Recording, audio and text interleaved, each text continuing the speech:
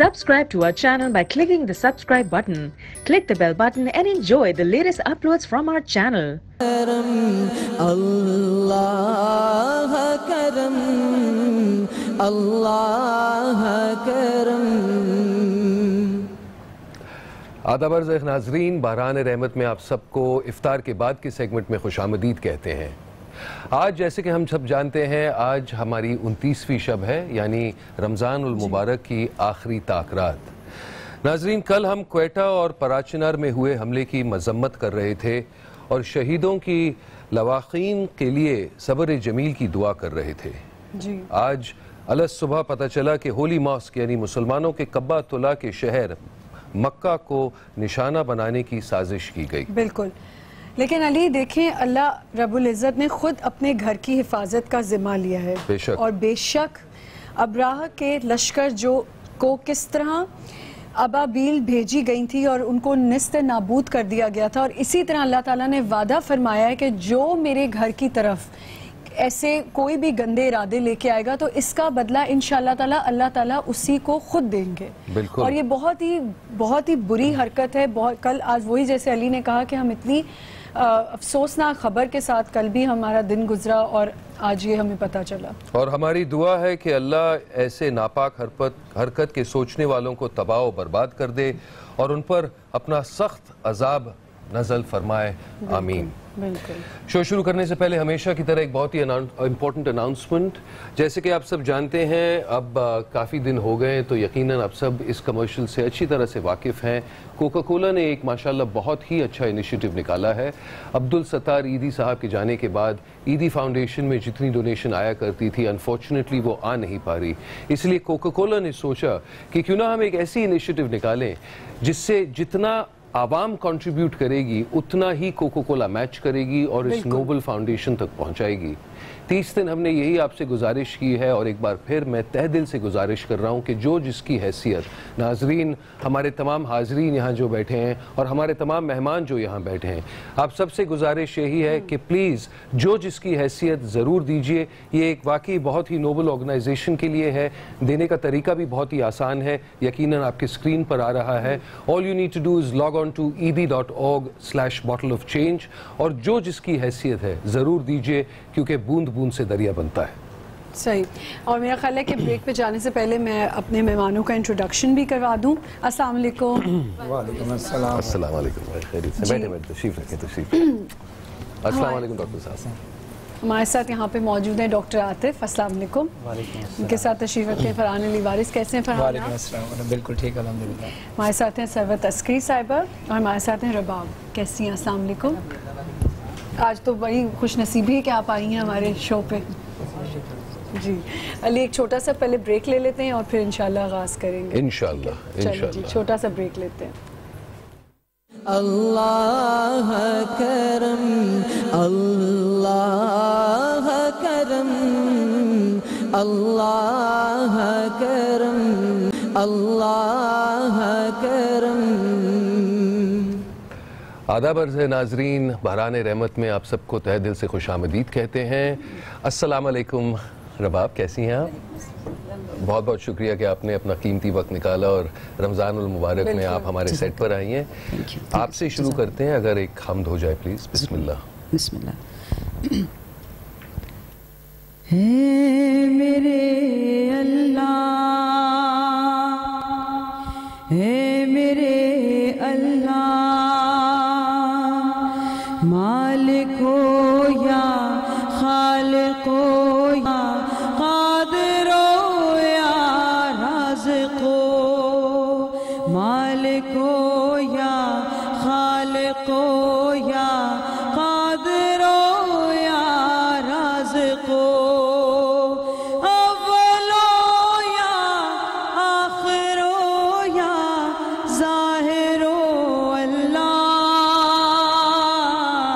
है मेरे अल्लाह, या अल्लाह, या अल्लाह है मेरे अल्लाह,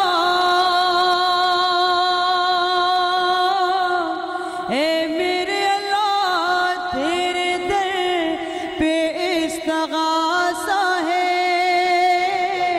تیرا ممنون، اے میرے مولا یہ جہاں سارا یا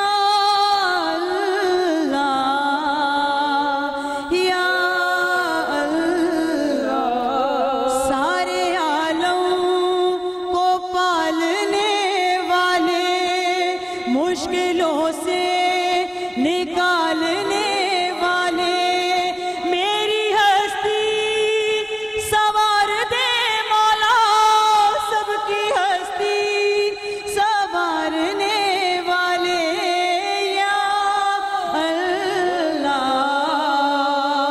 یا اللہ، اے میرے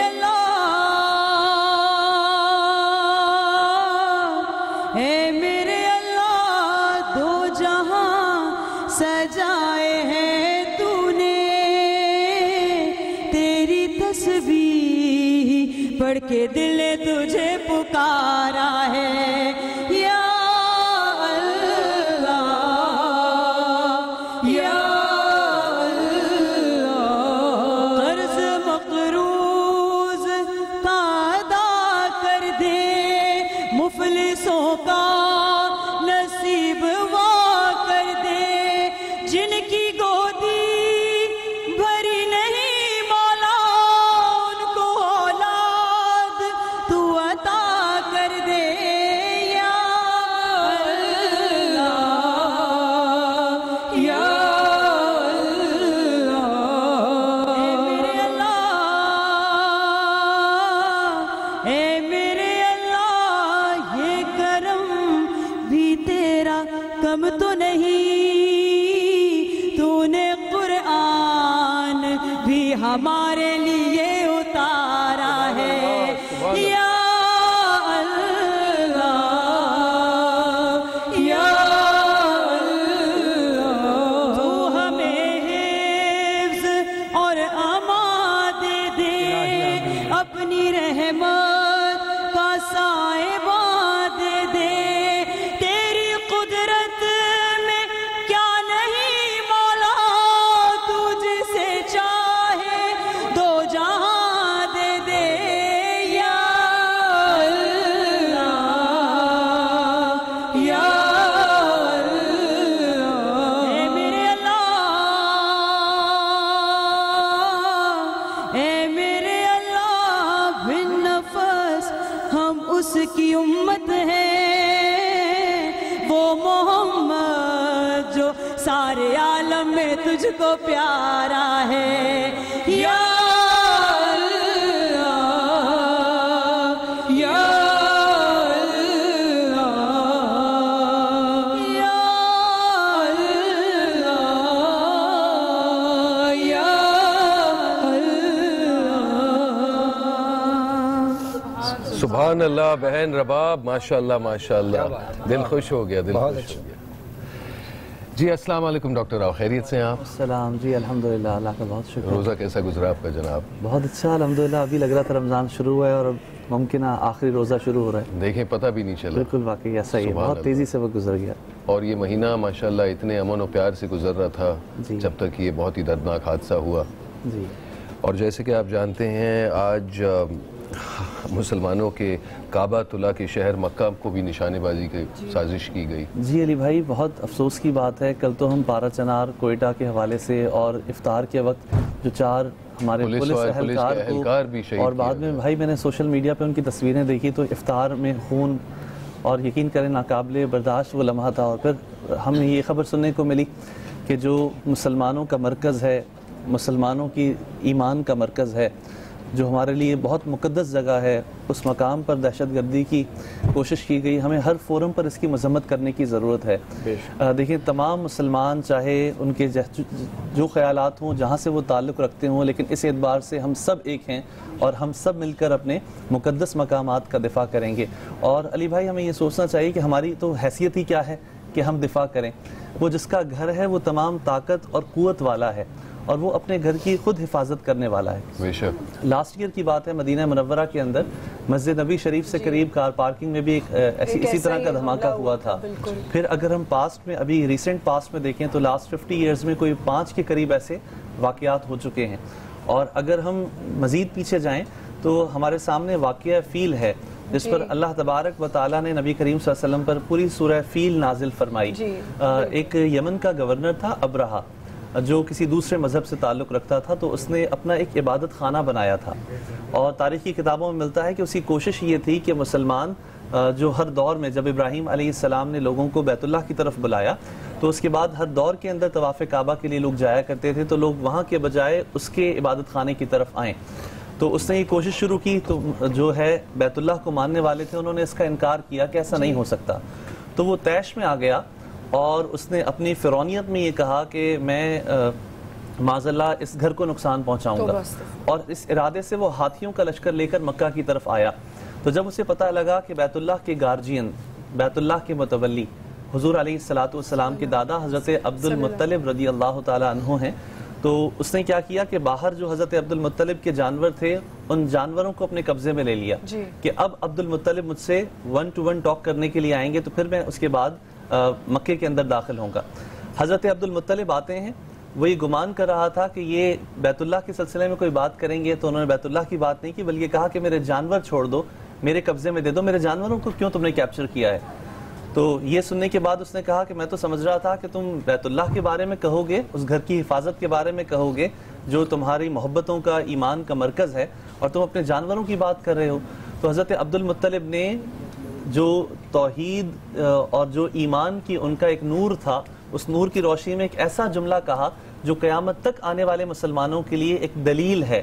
انہوں نے یہ کہا کہ یہ تو میرے جانور ہیں، میں ان کی حفاظت کر رہا ہوں، جس کا گھر ہے وہ بہت بڑھ کر حفاظت کرنے والا ہے. اور پھر دنیا نے دیکھا اور قیامت تک لوگ سورہ فیل پڑھتے رہیں گے اور اس کی انٹرپریٹیشن میں تفسیر میں دیکھتے رہیں گے کہ ابابیل وہ اتنی چڑیا سے چھوٹا جانور، اس میں ایک کنکر اس کے پاس اور چونچ سے کنکر وہ پھینکا، اور وہ جو ہاتھی تھے اور جو ہاتھی پر سوار تھے وہ سب بھوسے کی طرح ہو گئے. تو اللہ تبارک و تعالیٰ اپنے گھر کی حفاظت خود فرماتا ہے، اور ہم تو بس اپنے جوش ایمانی میں یہ کہا کرتے ہیں کہ ہم دفاع کریں گے، ہماری کیا حیثیت.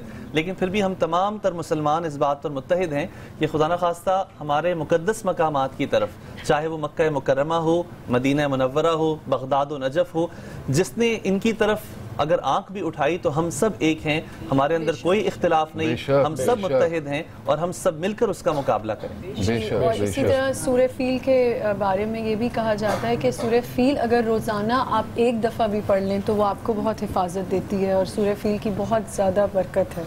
ظاہر ہے یہ اللہ تعالیٰ اللہ رب العزت کی جانب سے سورہ فیل کو پروردگار عالم نے دلیل بنایا کہ اگر کوئی اللہ کے گھر کی طرف میلی آنکھ اٹھا کر دیکھے گا تو پروردگار عالم ابابیل جیسے چھوٹے پرندے کے ذریعے، جس طرح کہ ڈاکٹر صاحب نے بھی تفصیل سے بتایا، جیسے کہ تواریخ میں بھی تفصیل سے لکھا ہوا ہے کہ حضرت عبد المطلب نے آ کر خانہ کعبہ کی دیوار کو پکڑ کر دعا کی تھی کہ پروردگار عالم یہ تیرا گھر ہے، میں تجھے اس گھر کے عظمت اور جلال کا واسطہ دے کر دعا کرتا ہوں کہ میرے مالک ہم سب کو. اور اس وقت مکے میں بڑی سراسیمگی تھی، مکے میں بڑا خوف اور ہراس تھا، کیونکہ مکے کے لوگوں نے ہاتھی جیسا جانور کبھی دیکھا نہیں تھا، اور پہلی مرتبہ ایک ایسا لشکر آ رہا تھا جو کہ ہاتھیوں کے اوپر سوار ہو کر آ رہا تھا.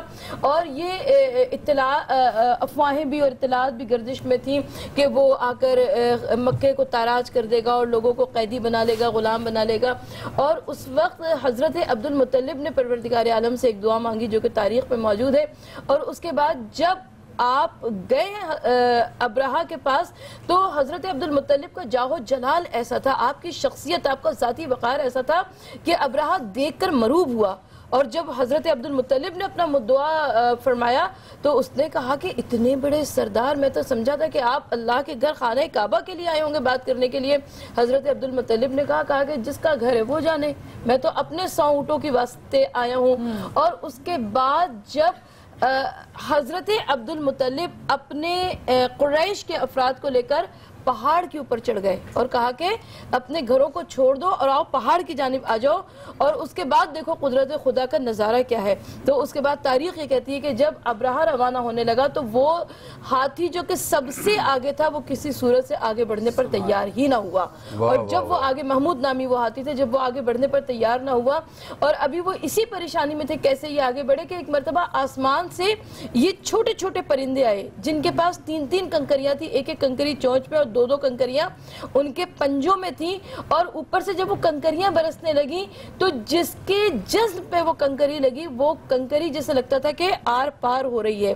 اور اس کے بعد تاریخ یہ کہتی ہے کہ ابراہہ جب یہ گرتے پڑتے واپس بھاگے ہیں تو ابراہہ کو وہ بیماری ہوئی جو کہ اس سے پہلے عرب میں کبھی نہیں دیکھی گئی، یعنی چیچک کی بیماری، اور اسی طریقے سے یہ لوگ سب فنار ہوئے، واصل جہنم ہوئے۔